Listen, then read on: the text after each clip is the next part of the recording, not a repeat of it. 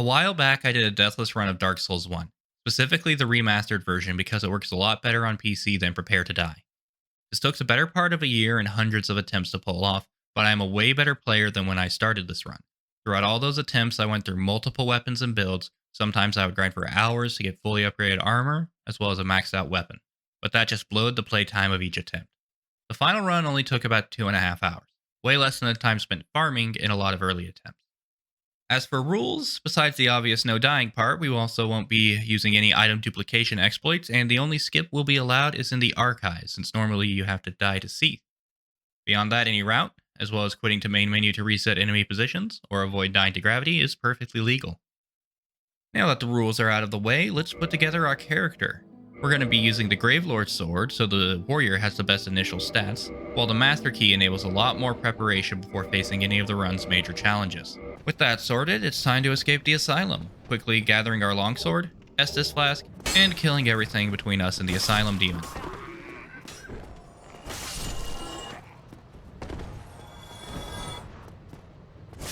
The big guy goes down so quickly that it's hardly worth mentioning. But while waiting for the key to appear in our inventory, I unequip the sword and switch to as much armor as possible while still light rolling for a little extra protection for this next part. But first, at Firelink, we'll level strength to 16, just high enough to two-hand the Gravelord's sword. Then we'll grab some humanity, soul items, and homeward bones. Then it's off to the Catacombs, rushing past the skeletons until we push in the first lever to open the path forward, and quit to menu to reset the enemy AI. Next, it's a simple matter of dropping off the bridge here, rushing by the Titanite demon to get the Eyes of Death, and taking a brief nap in this coffin to join the Gravelord's servant Covenant from Nita, and get the sword.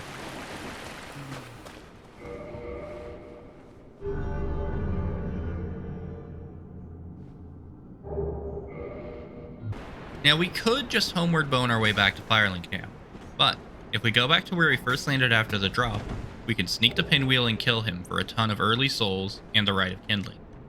There are still a couple of bone wheels to deal with, but after waiting 10 years for them to stop spinning, it's easy to reach and kill Pinwheel before returning to Firelink.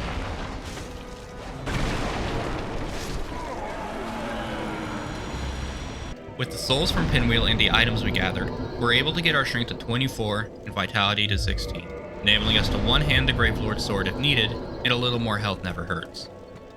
Leveling done and Mask of the Mother equipped for even more health, it's down to New Londo to get the first Firekeeper's soul, as well as some more souls from these ghosts. Souls in hand, we switch back to wearing armor rather than the sword to have a small chance of surviving if any of the drakes manage to land a hit. While it wasn't necessary this time, it's always best to play it safe.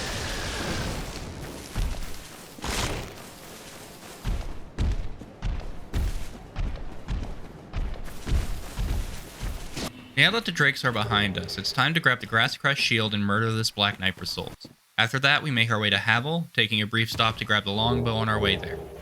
Havel dies easily enough to a few backstabs, and then it's off to eliminate Taurus Demon.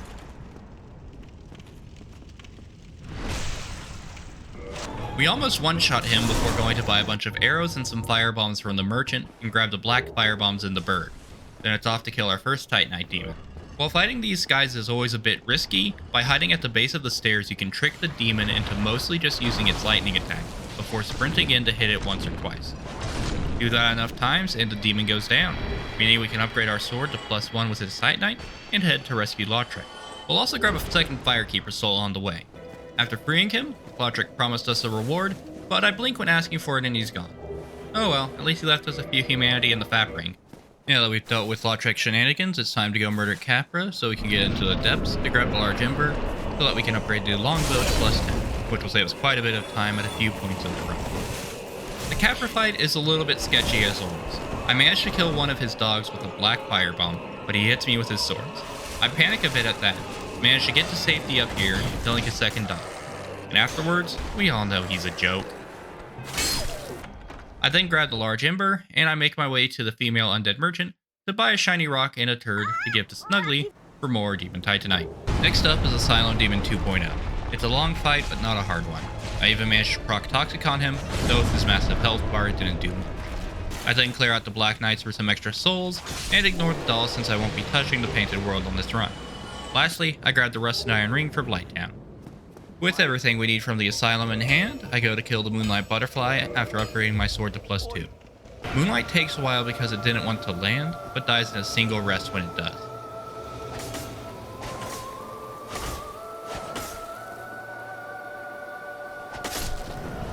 I then grabbed a Divine Ember and Homeward Bone from the tower before killing the gargoyles, who took all of 10 seconds. Well, technically 22, but who's counting?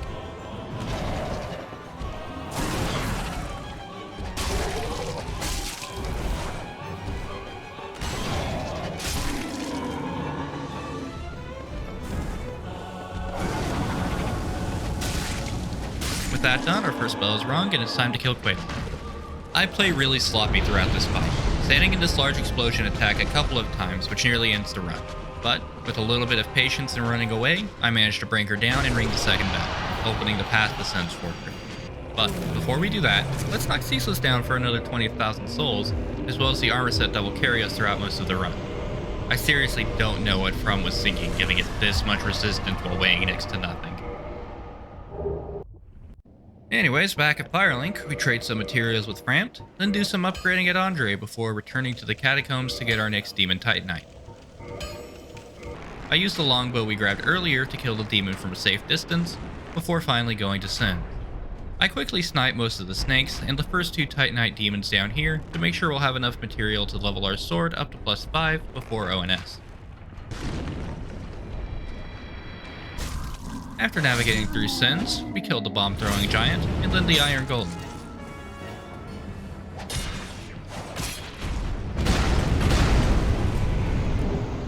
In Anor Londo, we killed a gargoyle and grabbed some more of the demon titanite we need to get to +5. Next up in the rafters, I used the longbow to deal with the guardians safely, and make my way to deal with the demons and silver knights, who try their hardest to kill us and to run, but we make it through relatively unscathed.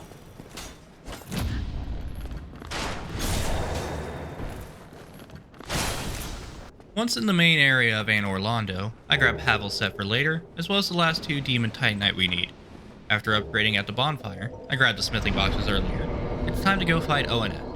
I focus Ornstein first as I'm far more familiar with Super Smell, but the big bastard was determined to stay close to Ornstein. There are a few close calls, but it isn't too long before Ornstein lies dead.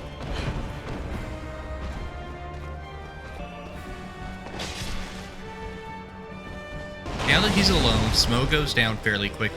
Not even the phase 2 buffs are enough to make him too serious a threat. I take a couple hits getting greedy when he does his butt slams, but otherwise it's fairly easy.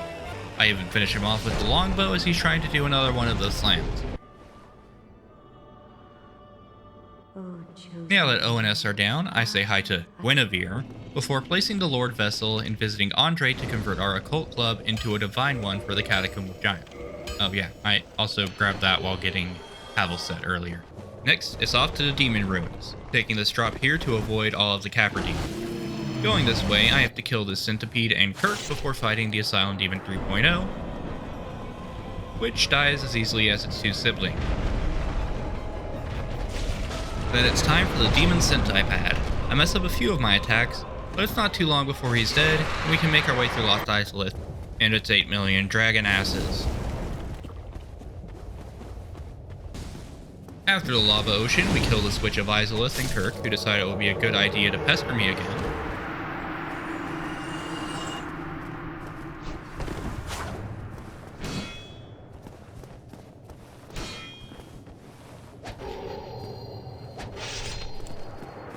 Then I make a quick stop to get the sunlight maggot so we can actually see in the Tomb of Giants before heading to fight the Bed of Gimmicks. I attempt to do the firebomb strat, but only pull it off for the first route, and run out of firebombs before I can get the second, meaning I have to do the Bed of Gimmicks normally. I managed to reach the second route safely, but only have 3 S's, so choose the Homeward Bone to attempt the final jump with full health in hand.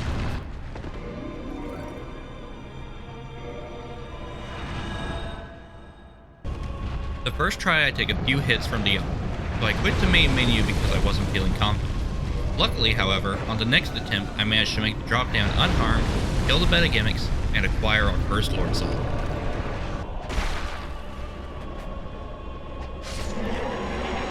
The next soul we're going for will be the shard Gwyn gave to the 4 kings, so I go to Darkroot Garden and murder the Hydra with our bow to open the free route to the Sith fight. I equip Havels to deal with the cats on the way, before switching back to the gold hymn set for the actual Sith fight. Sith was both too easy and too sad a fight to really talk about. Let's just move along to New Londo for the main target. In New Londo, I used the longbow to avoid the second ghost house, and then slowly worked through the dark race and whatever the hell these things are. I equip Havel's set for its exceptional physical defense, and with the fantastic damage of our sword, we can easily kill each king before another spawns in. I then take the time in between each king's death and the arrival of the next to top off my HP. With this strat, it's not too long until the final king is dead, and I've acquired the second Lord Soul. Next on our hit list is Nito and the Tomb of the Giant. I make my way there without much interesting happening, aside from Paladin Leroy thinking they can do something to me. I try to drop down into Nito's arena without aggroing his small skeletons, but that is less than successful. Luckily, we have a divine club to keep them from resurrecting on death. Soon as they're gone, I unequip the club and take Nito down with his own sword, which does surprisingly high amounts of damage against him. Weird, but we've acquired a third Lord Soul, one left. Last, but certainly not least, it's off to the archives and Seath. I killed both of the pigs that he left to guard the entrance, and move up to the riskiest part remaining, the archives dungeon skip. Rather going into the arena where Seath kills you, you can send the elevator back down, roll onto its railing, and then onto this spot to get to the main body of the archives. I messed the trick up a couple of times, but managed to quit to main menu before dying, and eventually we landed on the banister, skipping the dungeon section and the mandatory death. Now it's just a matter of getting to Seath and killing him. The fight itself isn't very interesting. I pretty much just run up to him and mash R1 on his weak spot in front. It doesn't take very long until he dies, and now we have our fourth and final Lord Soul. Warping back to Firelink from the bonfire, we talk with Frampt and go down to feed the souls to the Lord Vessel, opening the path to the kiln of the first flame. The path to Gwyn isn't too hard, as the knights here are kind enough to only attack one at a time. The only real risk is getting knocked into the void at this section here, but we navigate through without issue. At long last, after all those attempts, failures, struggles, and frustrations, it's time for Gwyn. One last battle between us and victory.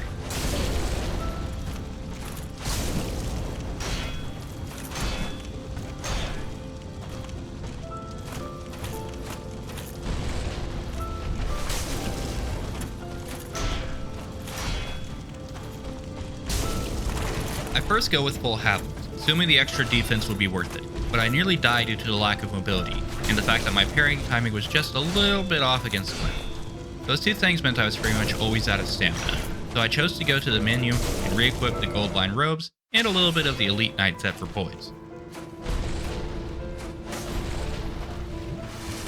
With all reliable equipped, things go much better. It takes a couple of close calls, but eventually I get my parry timing back. Shortly after that, Gwyn lies dead. The final challenge on this run defeated. With our last enemy gone, I choose not to link the fire, as I'm pretty sure that would kill me. And there you have it, Dark Souls Remastered, beaten without dying. This one took a long time, but was absolutely worth it when I finally pulled it off.